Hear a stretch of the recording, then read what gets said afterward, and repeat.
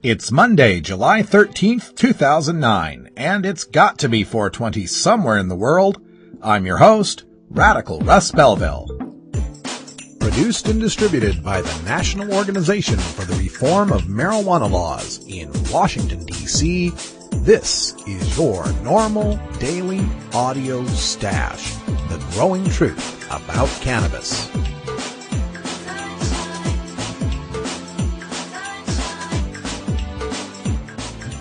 Welcome to the most popular podcast regarding marijuana in all of America and all the world, featuring interviews with scientists, politicians, doctors, prohibition policy activists, regular cannabis consumers, musicians, and NORML staff and NORML's board of directors, along with music and comedy no other podcast can offer. You can always find out more about our show at our website, stash.normal.org, and continue the education and conversation on our blog as well. We're ending marijuana prohibition with education, one listener at a time.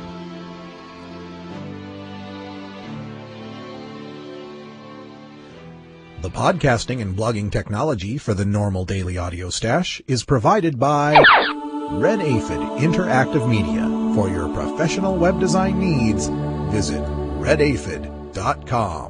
Good day, Stashers, and welcome to the podcast.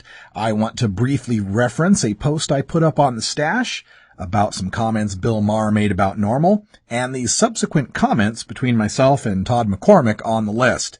I just want to reiterate that my original point was just that the casual, offhanded remark by Bill Maher that NORML was just a bunch of stoners does more to hurt than help our movement.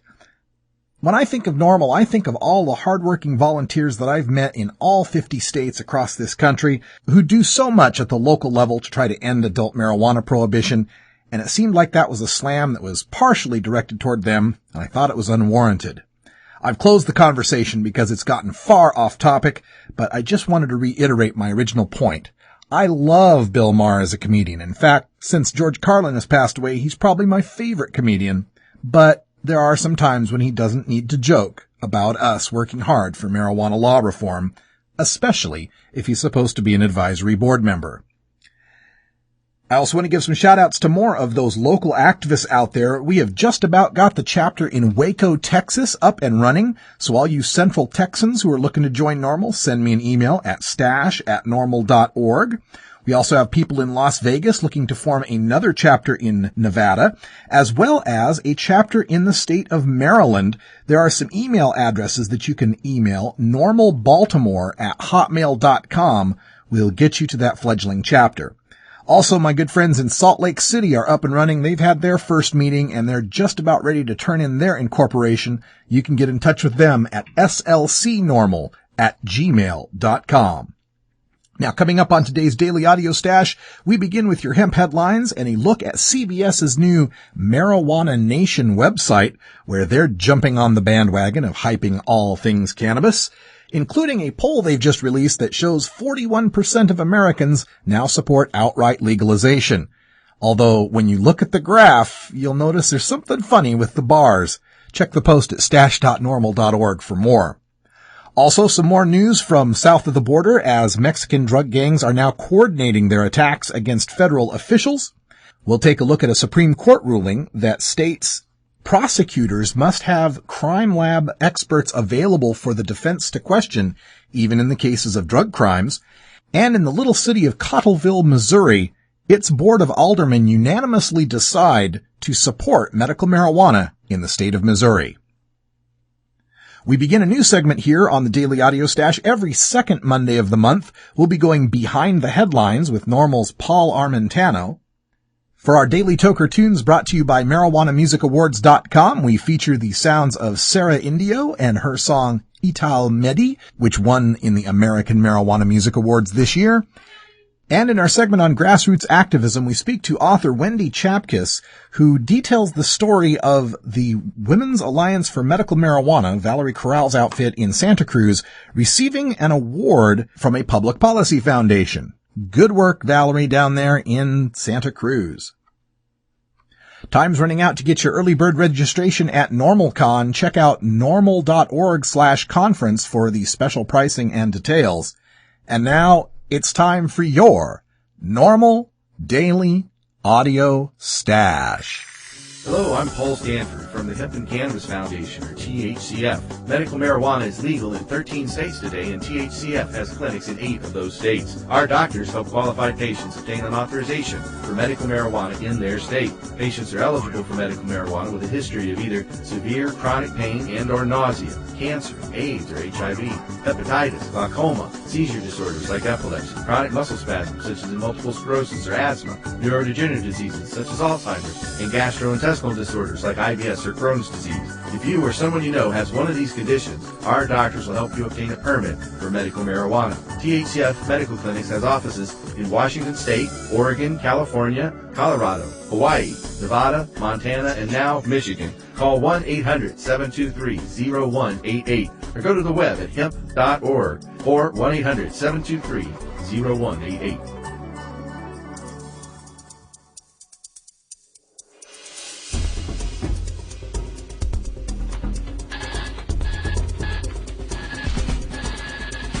Now it's time to take a look at the latest stories about marijuana from news organizations across America and around the world in our normal daily audio stash, Hemp Headlines.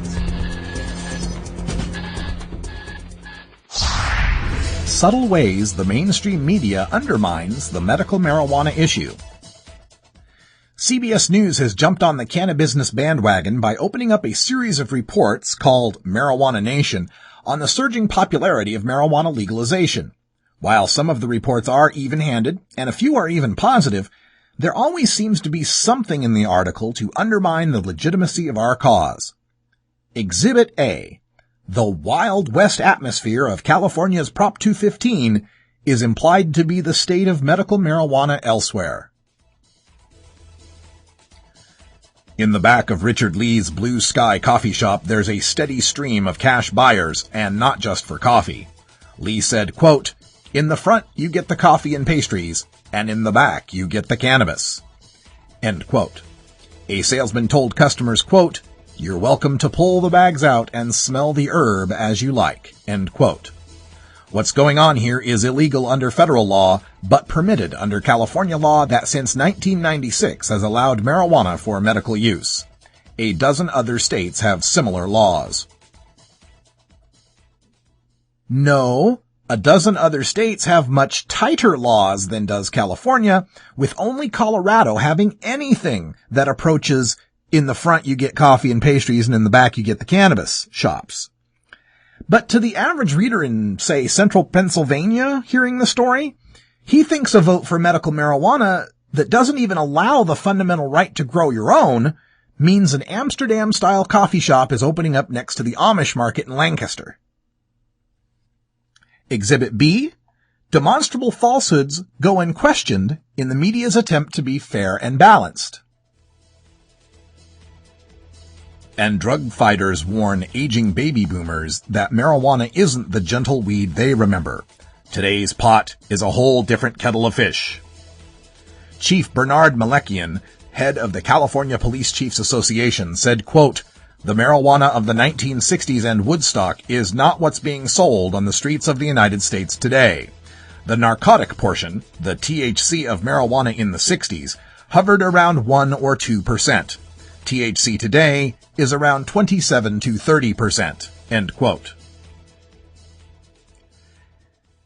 If Chief Malekian can find me a baby boomer who smoked 1% THC pot, he'll have a story, because finding one would be like finding a unicorn. They just don't exist. But do the media do some fact-checking to find that the government's own sources tell us that average THC potency was 4 to 5% back in the day, and now comes in at 8 to 10%? Or that in foreign countries with medical marijuana like the Netherlands, 13% is the minimum acceptable potency, and some medical strains are 18%? Or do they mention that 100% THC in pill form is completely legal? Nope. If one person says medical marijuana is good, then they have to find somebody to say it is bad, no matter how egregious the lie, so they can be neutral. Sorry, but Bill Maher's right on this one. sometimes the facts are all on one side, and to present the issue as if there is truly a controversy where none exists is a disservice to the truth, something I was raised to believe journalists were duty-bound to seek. Mexican drug cartels' unprecedented coordinated attacks kill 5 Mexican federal officials. Coordinated attacks in at least 8 Mexican cities killed 3 federal police officers and 2 soldiers Saturday in what officials are calling an unprecedented onslaught by drug gangs. Another 18 federal officers were wounded, the state-run Notimex news agency reported, citing federal police official Rodolfo Cruz Lopez. The attacks were in retribution for the capture early Saturday of Arnaldo Rueda Medina, a high-ranking member of the drug cartel known as La Familia Michoacana, the Michoacan family, Notimex reported. Following his arrest Saturday in Morelia, Michoacan, men armed with high-powered rifles and grenades attacked the police station where he was being held, the Secretary of Public Security said. After failing to win his freedom, members of the group launched attacks in the cities of Morelia, Zitácuaro, Zamora, Lázaro Cárdenas, Apatzigan, La Piedad, and Huetamo in the Michoacan state, Notimex News said, citing federal police. Saturday's attacks came just days after a drug gang in Tijuana declared they were at war with police, threatening to kill 5 officers every week until Police Chief Julian Lezuala resigns. The threat was made in a note found on the windshield of a slain officer's car, news reports said. At least 3 Tijuana officers have been killed since Monday, reports said. Lezuala, a former Army colonel, replaced a police chief removed from office in December after receiving numerous threats. When you question our drug warriors about the rising tide of violence south of the border, they will claim that all these dead Mexicans, civilians, soldiers, police, and drug gangs, are a sign of progress.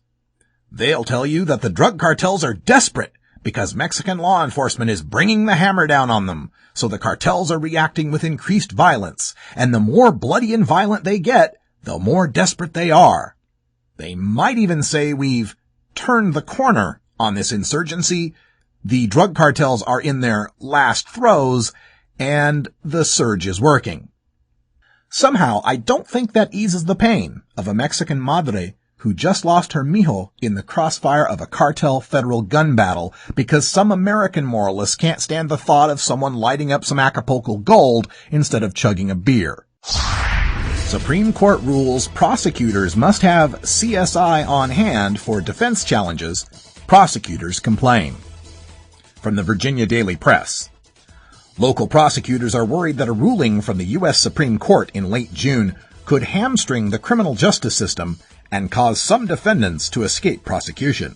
In a 5-4 ruling in Melendez-Diaz v. Massachusetts, the High Court determined that prosecutors are responsible for having crime lab experts on hand for trials so that the defense can challenge their findings. That clashes with Virginia's court practices, which place the responsibility on the defense attorney to request the analyst's presence. Crime lab workers perform such analysis as DNA and fingerprint tests, gun analysis, breathalyzer tests in DUI cases, and tests of suspected drugs to see if they're the real thing. But requiring the analysts, including those working out of a Norfolk lab, to spend more time in court means less time performing lab work. Hampton Commonwealth's attorney Linda D. Curtis said, quote, "If scientists had to appear at all the drug cases and DUI cases, you can imagine the chaos that would result. If they're required to travel all over the peninsula and the south side, they won't be in the lab doing analyses. So this could potentially create a bottleneck in the courtroom and the labs." End quote. One way to fix the problem, of course, is for the state to hire more crime lab workers, but that's seen as a long shot given the state's budget crisis. Some lawyers speculate that many of the more minor drug offenses, such as marijuana possession, could fall by the wayside first. The Virginia Department of Forensic Science, a state agency, has 4 crime labs in Richmond, Norfolk, Roanoke, and Manassas. With 160 employees, the labs performed tests for 60,000 criminal cases in 2008, or 5,000 a month. They work on tests for drugs, alcohol, fingerprints, DNA, guns, trace evidence, and documents. Gosh golly gee, it sure is a pain in the butt to afford citizens their constitutional rights, isn't it? It's just so much easier for a nameless, faceless lab to declare you guilty. Never mind that silly constitutional guarantee of facing your accusers. According to the 2007 FBI Uniform Crime Report, there were 32,941 arrests for, quote, drug abuse violations in the state of Virginia. Since 47% of all drug arrests nationwide are for cannabis, that works out to over 15,000 marijuana arrests. I don't know how many of those went to trial and even required the use of one of the 160 CSI employees' time, but if even one case requires Grissom and crew to analyze a bag of weed when they could be matching up a rapist's DNA to a rape kit sample, a thief's fingerprint to an FBI database, or a bullet's ballistics to a murderer's gun, it's one bag of weed too many. Cottleville, Missouri Board of Aldermen unanimously approves medical marijuana. From the Kansas City Star. The Little St. Charles County community of Cottleville is encouraging the state to legalize the use of medical marijuana. Cottleville Mayor Don Yarber said Friday that the Board of Aldermen unanimously passed a resolution Thursday urging Missouri legislators to legalize access to medical marijuana for Missourians who have a doctor's approval. Yarber says he believes marijuana can bring some relief to certain terminally ill people or cancer patients undergoing chemotherapy. He says the resolution doesn't condone general marijuana use and says people shouldn't confuse the two issues. A Missouri branch of the National Organization for the Reform of Marijuana Laws says Columbia and Cliff Village, Missouri, have previously passed local legislation supporting medical marijuana. Normalizers, there is an old saying in reform, think globally, act locally. And that applies here.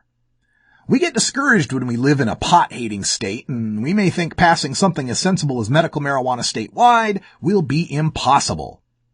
That may be true now, but it doesn't mean you have no place to focus your efforts. Local initiatives, in places that have them, and city councils are perfect places to plant the seed of reform. Find your local college town, especially if the college is its only reason for existence, and see if you can pass a lowest law enforcement measure or even a symbolic measure like a resolution encouraging the state to pass medical marijuana. Start in the smaller towns. You need to gather less signatures and convince fewer voters. It may feel only symbolic, but understand that symbols are powerful things. A state legislator who has towns in his district passing symbolic measures has to think twice about opposing them. A newspaper running a story about activism in your state has to mention them. Remember, it was local NORML activists in Massachusetts working hard for years to pass non-binding symbolic resolutions in city after city that set the stage for the passage of decriminalization statewide last year.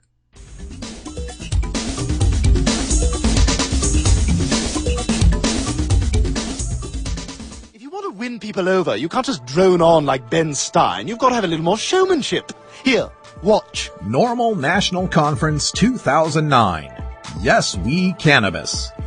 The National Organization for the Reform of Marijuana Laws is proud to invite you to our 38th Annual National Conference to be held Thursday, September 24th through Saturday, September 26th, 2009 in San Francisco, California at the Grand Hyatt Hotel. The war on drugs has been an utter failure, and I think that we need to rethink and decriminalize our marijuana laws. President Obama was right in 2004, and 5 years later, the American people agree. As support for legalization tops 50% in some polls, and overwhelming majorities support both medical marijuana and decriminalization, the people are saying, yes, we cannabis. I think it's time for a debate, and I think that we ought to study very carefully on what other countries are doing that have legalized marijuana. At our 38th annual conference, you'll learn all the facts you need in the debate to legalize marijuana. Thursday is devoted entirely to medical cannabis with experts in medicine, law, and business who practice in medical marijuana states. Friday and Saturday, you'll learn about the politics, strategy, and social science of legalization at the national and grassroots level, with a special focus on NORML's local chapters. As regards to legalization, it's not in the president's vocabulary and it's not in mine. We're working hard to make sure legalization is in the drug czar's vocabulary, and we're celebrating the successes of 13 medical marijuana states, 13 decrim states, and more bills introduced concerning marijuana law reform than ever before, including 3 bills at the federal level. Thursday, we present the High Times NORML Activist Awards. Friday is a special invitation-only party for NORML chapter leaders, and Saturday is the famous NORML fundraising party. Whether legalizing marijuana would improve the economy and job creation. I don't know what this says about the online audience. The answer is no, I don't think that is a good strategy. There's nothing funny about legalization, Mr. President, or waiting until the last minute to book your trip to NORMLCon 2009. Early bird registration rates apply until August. Registration, sponsorships, and vending information is available at norml.org or by calling 888-67-NORML. NORMLCon 2009. Yes, We Cannabis. September 24th through 26th, 2009 in San Francisco, California.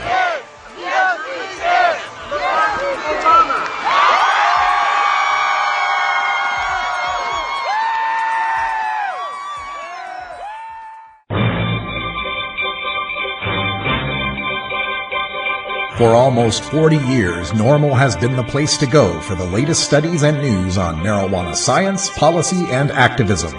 For over a decade, one man at NORML has written and reviewed more studies and news stories regarding marijuana than almost anyone on the planet. First as senior policy analyst and now as deputy director, NORML's Paul Armentano has written for major newspapers, academic journals, and magazines on the subject of cannabis, and is frequently requested as an expert witness in the courtroom. His knowledge and experience are an amazing asset to the cannabis community, available to you now in a segment we call Behind the Headlines with Paul Armentano. Paul, welcome to the show. Good to be here, Russ. You know, every week on Thursdays we produce the NORML weekly press release, and so for this segment we're going to be talking about some of these news stories that we feature on the stash, we feature on the NORML front page, but we're going to take this time to do a little bit more in-depth analysis on them. A story that broke last week, of course, was the veto in New Hampshire. Governor Lynch, the Democrat governor in New Hampshire, vetoed the medical marijuana bill there, and also Governor Linda Lingle in Hawaii, a Republican, vetoed a medical marijuana task force bill there. And so, Paul, I just wanted to get your opinion on these vetoes. These came after these bills were highly compromised to try to pass muster with these governors, and they still got vetoed. You know, I wrote a blog post on Lingle's veto, and I've addressed this issue actually in the past, going back 1 or 2 years ago. I penned an article called "Want to Know Why Marijuana is Illegal? Ask Your Governor." And it was touching on the fact that we see this trend over and over again. Even though it's a fairly Herculean task to get a marijuana reform bill through the legislature, to get a majority of the House and a majority of the Senate to pass it, it seems like the highest hurdle to try and overcome is getting common sense marijuana reform legislation by a governor. Even in several of the states, and Rhode Island immediately comes to mind, where there has been legislative reform, in many cases the reform has come by way of overriding a governor's veto. It is incredibly vexing to think that you can have a majority of the public in support of these reforms and a majority of the legislature in support of these reforms, and have one individual stand in the way, typically stand in the way for ideological reasons and no reasons or concerns beyond that. That's clearly what we saw on Friday with Governor Lynch's veto. It was clearly the motivation behind Linda Lingle's veto in Hawaii, and it was clearly the motivation on a pair of earlier vetoes we had this year as well. Tim Pawlenty, the governor of Minnesota, also vetoed a medical marijuana bill a couple months ago, and in Rhode Island, Governor Donald Carcieri vetoed a medical marijuana dispensary bill just a few weeks ago. In that case, he was overridden by the legislature. In the cases of Minnesota and in Hawaii, in Minnesota, the veto stood. In Hawaii, we have every reason to believe it will stand. And in New Hampshire, the jury is still out whether the legislature will have the votes to override the governor's veto. But to get back to your earlier point about these political compromises that are made, look, I understand, I sympathize with reformers in these states who are willing to take some reform rather than perfect reform. But what is frustrating is when you are battling what in many cases is an ideological battle, not one based on science, not one based on facts, not one based on legitimate concerns for the public health. What happens is that there is no compromise that will be acceptable to those who ideologically oppose any use or any liberalization of marijuana laws. And that's what we saw in Minnesota, that's what we saw in Hawaii, and that's what we saw just the other day in New Hampshire. Governor Lynch, a Democrat, vetoed this medical marijuana bill because the bill was about marijuana. The only type of bill regarding medical marijuana that would have been acceptable to the governor was a bill that wouldn't have allowed anyone to use marijuana. From my perspective here, the thing that blows my mind about this is that we've had a dozen years of medical marijuana. We've had 13 states that have had medical marijuana programs, and aside from California, most of these other states are pretty well restricted and regulated and governed in their programs. And in the last state where we had medical marijuana passed, in Michigan, it passes with 63% of the vote, gets more votes than Obama, passes in every single county. If the tide is on our side and the wind is at our back, why are we compromising when we're winning? Well, you're right, Russ. You know, in most states now, we have in some cases a decade-long experience with the medical use of marijuana for qualified patients. When you look at states like Washington and Nevada and Colorado and Maine, you just do not hear examples of rampant abuse of the system.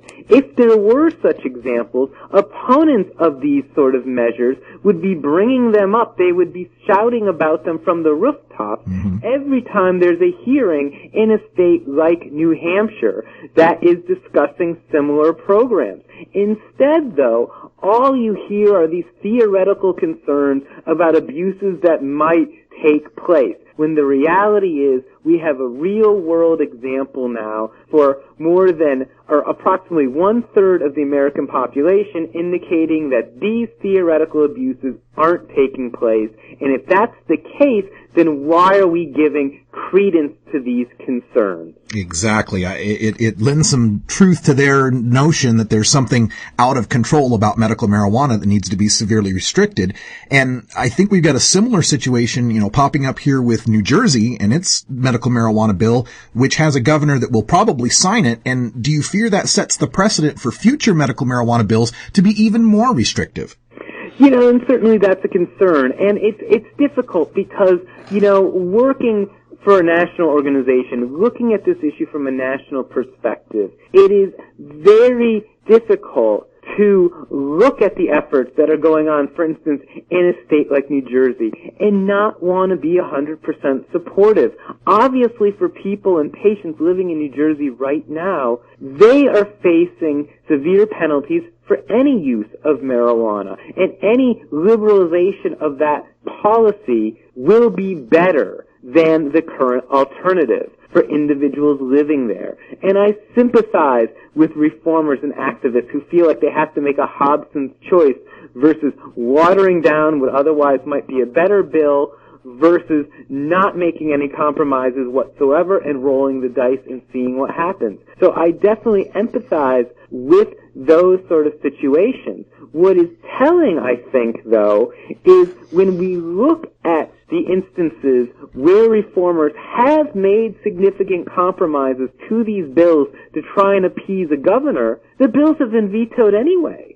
I can't think of an example off the top of my head right now of a governor of a state who has addressed concerns about one of these bills, who then has said later, those concerns have been adequately addressed by reformers, I'm going to change my position. Instead, what you have seen are these bills being watered down and then having the governors veto them anyway. Like I said, the one exception to this rule is in Rhode Island, where you have a governor who now, by my last count, has made 4 separate vetoes of marijuana law reform bills, and 3 of those vetoes have now been overridden. The legislatures, the lawmakers in Rhode Island have basically taken a position not to deal with the governor. They've recognized that he is not somebody that can be compromised with on this issue, and as a result, they've gone about their business anyway, and when the predicted governor's veto comes back, they simply have their ducks in a row. They have the votes that they need to override him. Yeah. And what we're seeing in New Hampshire is there's a strong likelihood that the original bill that was introduced, that was widely supported by majorities of both the House and the Senate, there's a very strong possibility that had the governor been sent that bill and vetoed it, much like he did the revised version, that there could quite possibly could have been the votes in the House and the Senate to override his veto on the non-compromise bill. There may have been some people, members of the public, politicians, who took some of the early statements from a governor like Tim Pawlenty or like Governor Lynch in New Hampshire and said, maybe they are ready to take an objective and fair look at the concept of state-sanctioned medical use of marijuana. And maybe these are legitimate concerns that they're putting forward. And maybe it is true that if we address these concerns, they'll change their tune. Well, it is now transparent for everyone, politicians and public alike in those states, that in fact the so-called concerns of the governors were not concerns that were valid. They would simply come down to political ideology, because there would have been no way to craft any bills that were any more restrictive than the bills that were sent to the governor's desk in both of those states. Governor Lynch in particular, he said he was concerned about patients growing their own marijuana for medical use. So the lawmakers in the state of New Hampshire responded to that concern by removing the provision that allowed for home cultivation. And when you read the governor's veto statement from Friday, one of the first things he addresses is he said he was concerned about patients growing marijuana. Well, that provision had been taken out of the bill. Did he even read the revised bill that was sent to his desk? Doesn't sound like it at all. And in these situations, like you say, where it's obvious the governor has an ideological problem with it, stick to your guns and get that support in the Senate or the Assembly or the legislature necessary to override that veto and do right by the patients. I think this is a lesson that many people will be learning, and that in the future people may not be so quick to compromise on some of this legislation, knowing that in the end there seems to be very little to be gained from doing so. Yeah, we'll have to keep our eye on the arc of this strategy as it unfolds.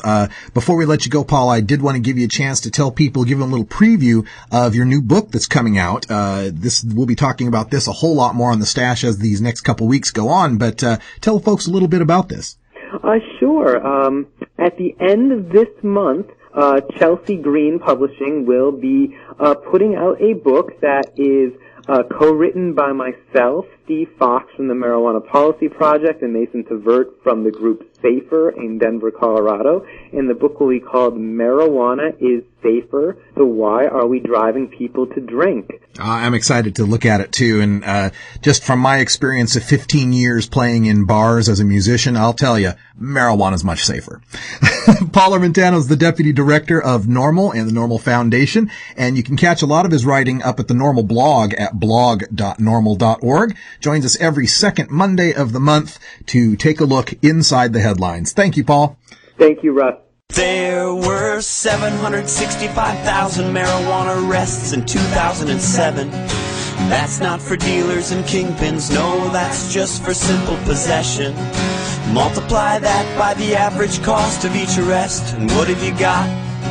$7.6 billion spent on people just smoking some pot. That's enough money to buy health insurance for every child that needs it. That's enough cash to adopt every stray dog and enough left over to feed it. Mr. Obama, I kinda wrote this song for you. You got my vote for change, now let's see what you can do. Visit NORML.org today.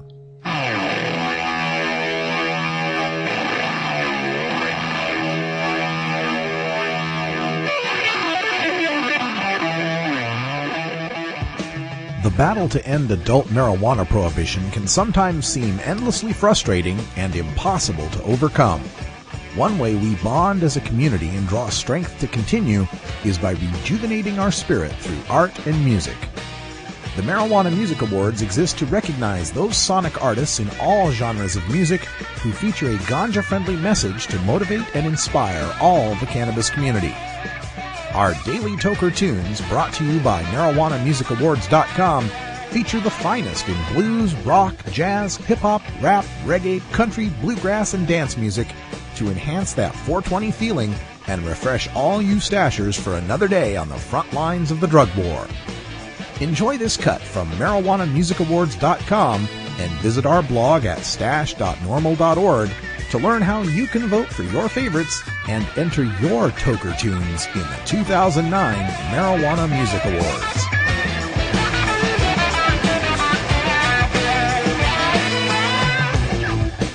It's Message Monday, and today we hear 2009 American Marijuana Music Awards Best Medical Song, Ital Medi, by Sarah Indio, with her great message of all the uses of the herb. International reggae artist Sarah Indio mesmerizes audiences with her sultry vocal styling, infectious rhythms, and positive vibes. Hailed as the reigning empress of reggae and dubbed Jaws Jewel, Sarah delivers the global message of truth and rights, forgiveness and love through her music. Sarah Indio has won American Marijuana Music Awards for 3 years in a row, Best Hemp in 2007, Best Female Artist in 2008, and now Best Medical in 2009. You can grab Sarah's new CD and keep updated about Sarah at myspace.com/JawsJewel. And registered stashers, you can get an MP3 download of this tune. It's the American Marijuana Music Awards Best Medical Song, Ital Medi, by Sarah Indio. In 209, we got to redefine. We got to normalize the cannabis, normalize the use of it, legalize, normalize, open up your eyes. Cannabis will help us to survive.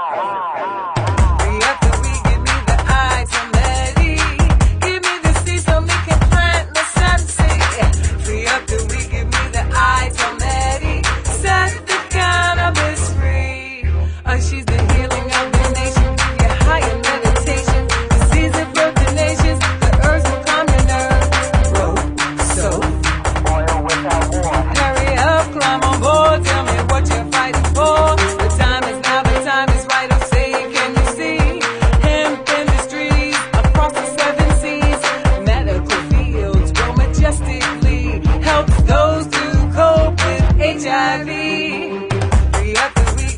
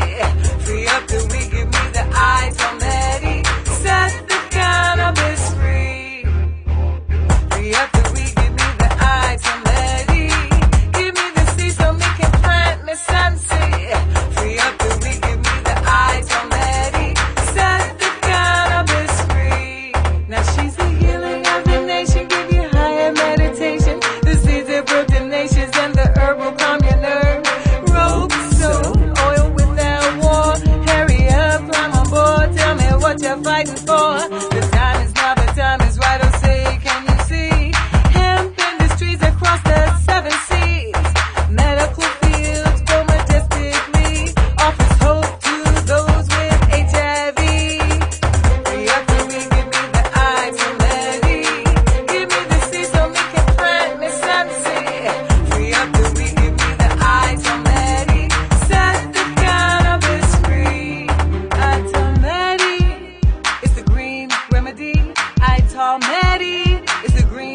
remedy. I told Maddie it's the green remedy. I told Maddie for me. Free up the weed, give me the I told Maddie. Give me the seed so we can plant me something. Free up the weed, give me the I told Maddie. Set the cannabis free. Free up the weed, give me the I told Maddie. Give me the seed so we can plant me something. Free up the weed, give me the I told Maddie. Set the cannabis free. I'm Alan St. Pierre, Executive Director of NORML. Have you heard about the new super pot that's supposedly 20 times more potent than your father's Woodstock weed? Don't believe the hype. Marijuana's THC potency has always varied, even in the 60s and 70s. And the drug czar's numbers are full of, well, exaggerations. While no intoxicant is harmless, cannabis is non-toxic and far safer than alcohol. No matter how much you smoke, of whatever potency, you cannot die of a marijuana overdose. Potency is irrelevant anyway. More potent pot just means you smoke less of it, meaning less harmful smoke in your lungs. This is a prime example of harm reduction in action. Besides, the government already allows the prescription of THC pills. Its commercial brand name is Marinol, and it's 100% potent. Meanwhile, the federal government won't allow dying people to use natural marijuana, no matter what the potency. Does this make sense to you? Learn the facts about pot. Visit NORML.org today.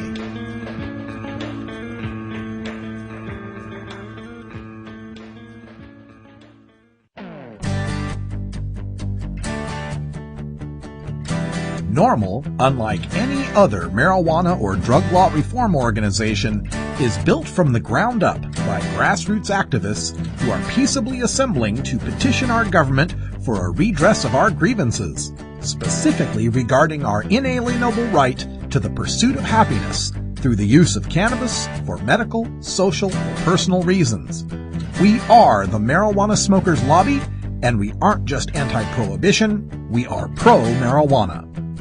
Every Monday, we take some time to talk to the citizens in local NORML chapters across the country and around the world, as well as others who are working to make a difference in the fight to end adult marijuana prohibition in this segment we call Grassroots Activism. One of the things we're very proud of in the marijuana law reform movement is the dedicated work of activists that are trying to end adult marijuana prohibition and trying to help people compassionately use marijuana for their medical conditions and so on. And women have been vital in this fight and made some of the greatest strides in this fight to end prohibition. We've spoken before about Valerie Corral and her work at WHAM, the Women's Alliance for Medical Marijuana. And joining us here from Portland, Maine to talk about it a little bit is Wendy Chapkus, who's one of the co-authors of Dying to Get High, a book that profiles the collective. And Wendy, welcome back to the Stash. Thank you. I'm delighted to be here. All right. So the reason we've got you on here is because WHAM did appear in my news feeds for receiving a recent award for study, for public policy. Could you tell our listeners a little bit about that award and what it signifies? Yes, they won the Social Action Award, which is an annual award by one of the largest social science organizations in the country. It's called the Society for the Study of Social Problems, or SSSP. And every year they give an award to some organization across the country that engages in social justice work. And this year, the award recipient will be WHAM. All right. Now, do you know of any of the other recipients in the past that they're sharing this award with? Yes. Well, past recipients have included groups like the Legal Advocacy for Incarcerated Mothers in Chicago, Illinois, the Haitian Refugee Center in Florida, the Ohio Welfare Rights Organization, so a really broad range of organizations. This is the first time, as far as I know, that an organization that deals with drug policy reform or certainly with marijuana has won this award. Yeah, I'm glad you mentioned that because that was something that I found significant about the story too, is that our work, our advocacy now is breaking into the mainstream. It's breaking into this sphere of thought with social justice and not being categorized as some fringe issue anymore. Would you agree with that? I absolutely would agree, yes. I think that the fact that the Society for the Study of Social Problems knew about a medical marijuana provider organization is already significant, and that it understood that the work the organization was doing was social justice work, and that they had the foresight and the courage to bring national attention now to this organization. Is very good news. Yes, it's excellent. Now your book, Dying to Get High, fantastic read, and it details the story of Wham. Can you tell us how the book's been doing and what sort of response you've gotten from it so far? Yes, I would be delighted to. It's in its third printing. Oh, great. It came out about 9 months ago, so that's really good news. It's been getting very good reviews from drug policy reform organizations in all over the country. We've had very little attention from the mainstream media, unfortunately, but apparently people who are interested in medical marijuana and drug policy reform are finding it, since, as I said, it's in its third printing already. People who would be interested in reading some of those reviews or listening to the radio interviews that I've been doing, including the one I did with you months back, they can find those at dyingtogethigh.net, which is the website for Dying to Get High. Right. But yeah, it's doing really well, and I'm delighted about that, because the book not only gets the word out about the medical marijuana movement in this country, but the proceeds from the book are divided between the authors and Wham. So a third of the proceeds go to help support the organization. Oh, that's great. And I'm thinking that with this new award and more focus on Wham from the social justice side, that you'll get a little more attention for this book and people will start to know more about Wham. That's my hope anyway. Well, that's mine too. Of course. Now, with respect to Wham, since we spoke last, has there been any new developments or new news regarding the operation of the collective and Valerie's work there? Yeah, well, the most important thing, I think, is that the organization continues to survive. It's been, its threatened demise has been predicted many times since it was founded in the mid-1990s. But it continues to serve seriously and terminally ill people. Recently, in the last few months, patients have been paying a token amount toward cost of production, because the organization was really on the verge of shutting its doors about 3 or 4 months ago. So patients that are able to are paying a small amount to help try to keep the organization alive. But it's still basically a source of very low cost or free cannabis for people who otherwise would have to turn to very expensive other options, the street or buyers clubs. So it's a pretty remarkable organization. I often joke that Wham is not only not for profit, it's anti-profit. And it seems to be the case that Valerie is incapable of running anything that has as its objective making money. Yeah. She's quite a model for how really ethical medical marijuana distribution can happen. Yeah, and I think it's a stunning contrast to the operation of Wham and this collective notion of helping people with, like you say, it being sort of an anti-profit action compared to what we're seeing in Los Angeles and around California. This massive increase in the number of these so-called non-profit dispensaries. Do you have any thoughts on that? The difference between Wham and these dispensary operations? Yeah, I mean, the critical difference, of course, is whether or not the cannabis is affordable. I mean, I don't want to completely speak against buyers clubs and other distribution arrangements, because in fact they serve a need for many people. But like other for-profit or only non-profit medical provision, I have some real concerns about people profiting from the suffering of others. And Wham is a model of patients coming together and collectively cultivating their cannabis, turning it into medicinal products, and then redistributing it to the membership. And I think it's just a very empowering vision of what medical care could look like in this country. Mm-hmm.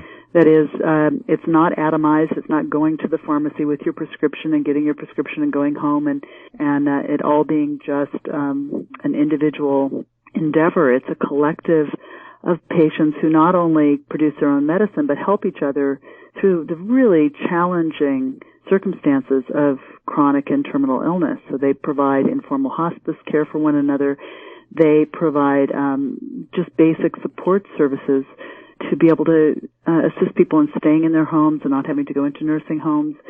You know, just a whole range of self-help support done on the grassroots level. It's a really remarkable organization. That's why it was so exciting to write about them in our book. For me, it's very inspiring as the country looks for models of what healthcare provision might look like if it was divorced from incredible profit making. Here's this small collective in California that's already doing it and has been doing it for over a decade. Yeah, that's a really good point to make there too about how we can change the mindset of how healthcare is delivered in this country.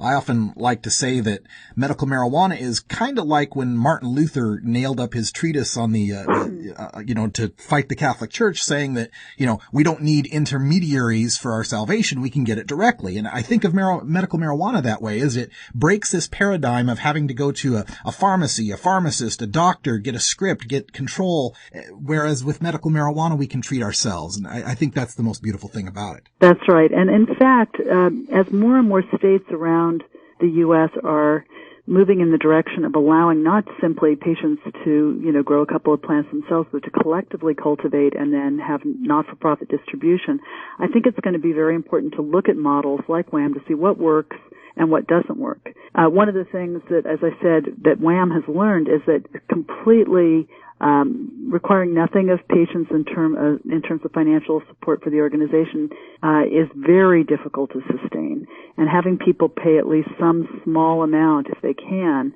to help keep the organization afloat seems to be a good idea. But there's a big step between that and what we see in some of the more affluent buyers clubs. So as you probably and your listeners probably know, in March, the New Mexico Department of Health issued its first license to a not-for-profit medical marijuana provider. In June, the neighboring state here of Rhode Island just passed a medical marijuana law that provides for not-for-profit distribution centers. Maine is going to be voting on a referendum to set up not-for-profit dispensaries. We'll be voting on that in November. So I think all across the country, this notion that dispensaries of some sort or some sort of not-for-profit distribution needs to happen in order for state medical marijuana laws to really be effective. And I think we need to think very hard about what kind of models do we want then in not-for-profit. And WHAM is a very good model, I think. All right. Well, you can learn more about the WHAM model again in Wendy's book that she co-wrote. And again, remind me your co-authors on that book. Richard J. Webb. Thank you. With Richard and Wendy's book, Dying to Get High. You can learn more about it at dyingtogetHigh.net. That'll be the website. You can find, I suppose you'll have some excerpts up there too? Yes, there's an excerpt of the book. There's the table of contents, and then, as I said, links to interviews and reviews of the book. All right. Well, Wendy Chapkus, thanks again for joining us here on the Daily Audio Stash, and good luck to all your pursuits in the future. Wonderful. Thank you so much. Thank you for downloading the NORML Daily Audio Stash, the growing truth about cannabis. We are produced by the National Organization for the Reform of Marijuana Laws in Washington, D.C. Our executive producer is Alan St. Pierre. Our deputy director is Paul Armentano. Our webmaster is Brian Judy. And web production is provided by Red Aphid Interactive Media. As always, you can catch up on the latest information about marijuana at www.norml.org. And you can interact and download from our Audio Stash blog at stash.norml.org.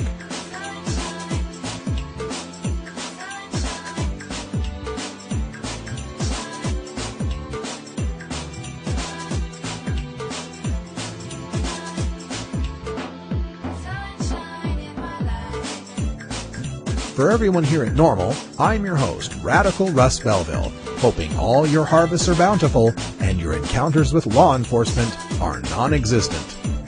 We leave you today with a reminder for NORML chapters all across the country to get your chapter on a Google Calendar. You can share that Google Calendar with National NORML, and your events can appear on your website and the national website simultaneously. Already, we've got NORML chapters from the Upper Peninsula in Michigan, Kansas City, Salt Lake City, Denver, Portland, and and Joplin, Missouri, all online. Let's get your chapter online as soon as possible. If you need some help with the programming, send me an email at chapters@normal.org and I'll help you out. Also, don't forget NormalCon is coming up, as well as the Seattle Hemp Fest, so make your plans, save your money, and we'll see you there. Until next time, take care of each other, tokers.